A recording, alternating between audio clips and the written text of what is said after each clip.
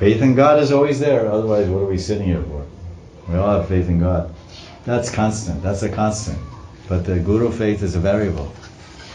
If you don't have if you got the wrong size shoe, it doesn't fit. You can't walk properly. So that's why there's a selection process. You look within yourself and say, what path am I, what objective am I looking for? What path am I looking for? And so that's why, if this is your introspection, you come up, this is me. I tick like this. I feel like this. I desire this. Then who is a teacher that will show me this, reveal this path to me, and cultivate this bhav for me? So Krishna will give all those ideas, and he'll direct you, go to this guru. That's his Stairati. So one who is a master, let's say one who's walking the path of that Stairati. You follow my terms? Stairati, Madhurya Ras, Sankira. He will be the best guru, teacher.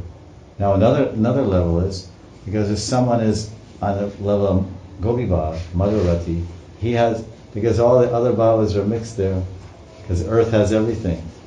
Water has one quality, fire has two, like this. Then you get earth. Earth has taste. Earth has sound. Everything is there. Taste and sound and smell and everything in the earth. So the guru, this is the analogy Acharya. So he's there, so he can fully nourish because he has everything with him. The Stairati comes from guru. Stairati means your permanent loving relationship. Well, love means prema.